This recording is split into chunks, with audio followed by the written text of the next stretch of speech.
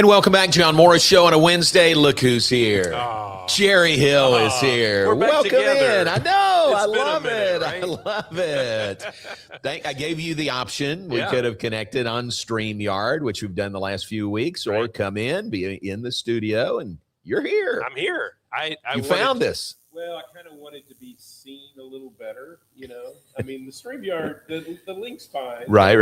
I just feel like, you know. Yeah, your mic's not working. we're- Here, let's do this. Put this between us, Okay. and it should pick up pretty well. It was working. Yeah. That's odd. But, yes, thanks for being here. Yeah, absolutely. Great studio, fun place, and great to be with you. Yeah, thanks. Right? Okay, so you'll appreciate some of this Yeah. stuff on the back. Now, they had a lot of it themselves, but I brought Got some this stuff one in. my office. Now, that's a good one right Yeah. there. Oklahoma State, Yeah. yep, championship game. There's Pat and I, national championship. That's fun. There's Coach Drew and Eric Sharrow. I don't see anything of you and I together. Uh, We need to work on that. yes, we'll take Yeah, a picture today, and we'll get Needs to that be up on the here. wall. Yeah, there's Frank Fallon, which is great. We got Frank here, so Yeah. it's fun. We got a lot of Yeah, that's cool. Baylor stuff, Yeah, if you will. Baylor stuff. Let's talk some Baylor stuff. Okay. Where you want to go? Okay, I got a question for you. Garrett and I kind of disagree on this. Baylor Houston basketball tonight. Right. Kelvin Sampson is 26-1 That's great. coaching against Baylor, which Yeah. really is. I say he would trade all 26 of those, maybe for the 26 one? more for the one. Garrett says no, or he says he'd have to think about it. I say, yes, he would. What do you think? I mean, I think if he wins that game and gets to the championship, yeah, he would definitely take that because Right. he hadn't won one. You know, I mean, Right. as close as they've been, as good as they've been, as dominant as they've been over Baylor, they haven't won a national championship. Is that why you are wearing this particular shirt today, like Coach Drew did yesterday? Subtle. I was not going to point that out. You did. Okay. But and the one we're talking about was Baylor beating Houston in the NCAA Final Four national semifinal game in Indianapolis. Baylor went on to win the national championship. I think Kelvin Sampson would trade all Trade those that other one. wins for Yeah. that one. Yeah, no, I agree. Because of the importance of it, you know. Sure. Now, I don't know that they win all the other 26 if you know what I'm saying? Like, Sure. You know, Oh, but yeah, I right. think he would trade that. Hypothetically speaking. Trade one for 26. And I Gotcha. guess, like we said, most of them are at Oklahoma, but Mhm. last 5 or 6 are at Houston. Right. So, I mean, he's just been a great coach all, throughout his history. I think he's one of the best college coaches there is. But, has that one blot on his resume. Yeah, and that's not even a block. No, really. it's not. It's not. Nah. So that game is tonight in Houston, then Senior Day against Utah coming up on Saturday. Right. I think this Baylor team just continues on an upward trajectory. Tonight would be huge, Right. but just if they continue to play well, like they did against Arizona, even in a loss. No, I've seen it. You've obviously been a lot closer to him than me, but you've seen that trajectory go and just even being more competitive in games of late, like you mentioned, Arizona, BYU, right down to the wire, beating UCF on the road. I mean, that to me was a huge win for them. And now I know this is probably a small thing, and I know Coach Drew's probably not even thinking about it, but you win one of the next 2, and I think you basically assure yourself of a not losing record. Hadn't thought about that. Because you go into, I think you would go into the Big 12 tournament 16-15. So even if you lost one, 16-16. Yeah. So I don't think Coach Drew is thinking that way at all. Right. And he's certainly, thinking they can make a Big 12 run and all that. But to me, beating Utah would be great. I mean, beating Houston tonight would be a huge step. Yeah. But beating Utah on Saturday and getting to, I believe it would be 6 conference wins. Again, not a huge significant thing, but just from where they started and kind of the rough patches they've been through, I think that would be big to finish the regular season out on a good note. Yeah, very much so. Yeah.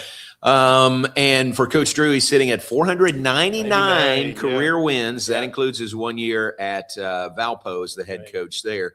I told him if number 500 comes tonight, that would be a memorable number Right. 500. And if I remember right, I may be speaking out of turn, but I think marketing had done some stuff. Oh, yeah. Getting ready for his 500th win. So Saturday. Yeah. So hopefully, you get it. Yeah. Well, even if they got it, tonight, you can celebrate it with the Saturday. 500. Right. Yeah. Yeah. So that's cool. That would be big. Yeah. That would be really big. Senior day will be a little different. Senior days kind of cut different these days, don't they? Yeah. There's not that, it's probably, I would say for most coaches, it's probably less emotional. Mm-hmm. I know it was emotional for Coach Nikki the other night, just because, 4 of those girls have been with her for the whole time, their whole time. So I think that made it a little more emotional. But when you've got a team that's all new, Yeah. And these guys have been here 1 year, Yeah. but they do connect and everything. I think it's probably different here than it is at some other places where it's only 1 year. I think, they're here enough and they, get connected enough where I think it's still senior day is a big deal for them. And I think, in most cases, they appreciate the idea of their senior day being at Baylor, if you know what I mean. Sure. Yeah. Absolutely. It's Caden, you think Caden Powell. Yeah. It's like which cap you're going to wear if you go in the Hall of Fame, right? Exactly. If you play for multiple and teams. your degree and all of that. So I think that is a big thing. And I think there is a difference at Baylor. You mentioned the women finished the regular season. Their senior day was Saturday a week ago. Right. It was pretty emotional. It was. And the women are now off to Kansas City. Tournament starts today. They don't even leave town till tomorrow and play on Friday. What do you think their motivation is? What do you think their approach is going to be to the Big 12 tournament? And I don't think it's out of the realm that they could host if they won it. I don't think you do. I don't think you host if you don't win it. So I think there is motivation there. Sure. I mean, if you win, I guess it would be 3 games in Kansas City. You've got at least a chance. I think you're in the conversation to host first and second round. So I think that's certainly a motivation, and certainly for people like Bella Fauntleroy, Little Paige Buggs, even Jana. I think the fact that they've been here 4 years and haven't won a ring, that's got to be a huge motivation because, I remember Dariana in particular was very emotional in the post game, and because it hurt her, this was our chance to win a ring, that kind of thing. So I think that will motivate them certainly, but I think the chance to maybe host a couple more games at the Foster, that's a huge carrot out there. Yeah. That'd be good. That is good motivation. Yeah. You're right. Yeah. Baseball, tough loss last night. They lost at Tarleton 6-5. Yeah. I sure didn't expect that. No, I didn't either. And after a weekend when, certainly they had the big win over Ole Miss, they played really well with Texas. Didn't play great against UTSA, but, kind of fought to the end there. I just felt like, kind of like men's basketball. I thought they were on a good trajectory, and you just can't, when you're fighting to get back to the NCAA tournament, you can't afford to lose games like that. So that will be one that hurts for a while. They need to win those Tuesday games, John, just to, give themselves a chance. Obviously you make your hay in the Big 12, and certainly they have plenty of time to do that. But I think that was a big one, a missed opportunity, I guess. Yeah, it's just one game, but it is one game. They'd won 18 of 19 midweek games prior to that loss. And Air Force coming in this weekend. That'll be fun. Yeah, so that'll be fun. Final non-conference weekend, and then Big 12 play begins the following week with who? West Virginia? West Virginia. Right, yeah. Right. And if I remember right, and I heard it, probably on the John Morris show, but no question. They're doing a flyover this weekend too with Air Force in town, so that's kind of cool. That's appropriate. Yeah, I think it's great. And it's salute to service weekend. Yeah. So now, how far do we go? Salute to service. We appreciate our military. Yes. But you're playing Air Force. You want to win the game. Let's salute them. Let's win the game. Win the game, but then be respectable. Respect to it. That'll be cool though. Yeah. That'll be a good weekend. Obviously we've played Air Force in football before too, but I think this will be a neat deal. And like I said, the flyover, that's just kind of an added bonus. Yeah. How about this? The starting pitcher for Air Force on Friday night. How do I know this? Gaines Estridge. son Estridge. of Brian Estridge. Oh my goodness! Yeah, starting on Friday night Oh, starter wow. for Air Force. I wonder if somebody will be down here watching. No question, he'll be here. That's awesome. So that'll be fun. Brian's the longtime voice of the TCU Horned Frogs, a really good friend.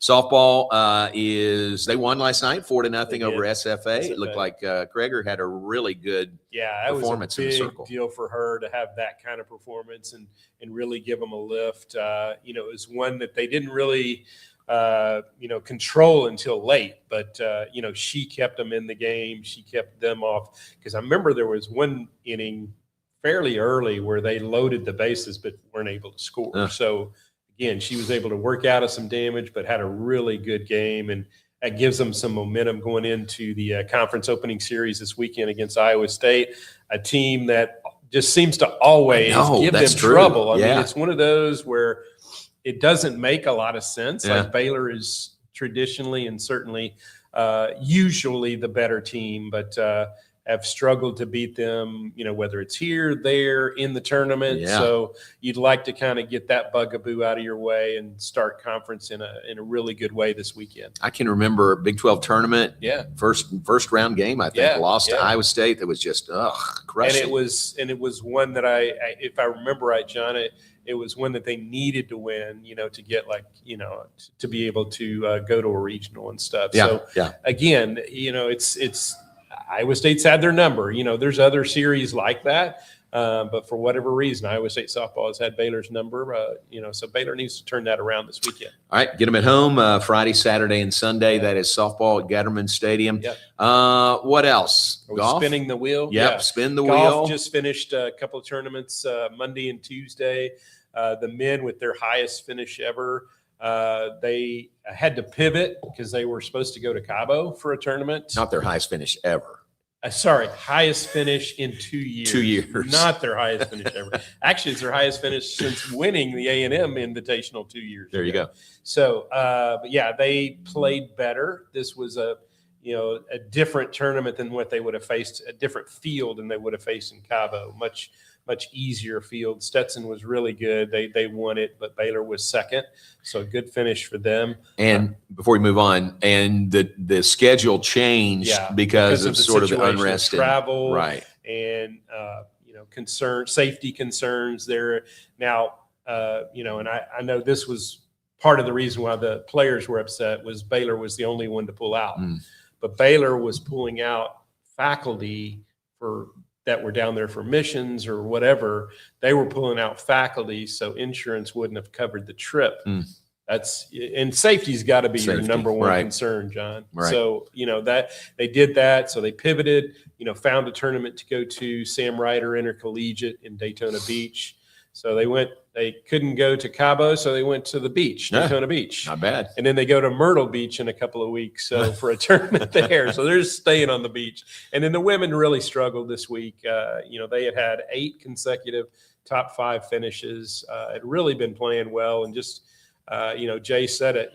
Every once in a while, sports humbles you, and this was their time. They finished 10th. They were the second highest ranked team in that field. And just didn't play well. It was the Lady Luck Invitational. I said there was just no such luck for Baylor. No luck for Baylor. So, so Celia Oma had a top 15 finish, but other than that, not a good couple of days for the Baylor women's golf team. All right, and acrobatics and tumbling, that big matchup with number 2 Oregon, Huge. And it was tight, right? It was pretty tight. I think Baylor won by 4 points, maybe. I think or they 6. wound up winning by 6, Okay. but it was like a 2.5 lead going into the team. Okay. And anything can happen in teams. Yeah, That's exactly. a lot of points. So, they had to do well in the team to continue that streak. But I know Coach Fee talks about how everybody's kind of closing the gap, and then she'll follow up with, but not this year.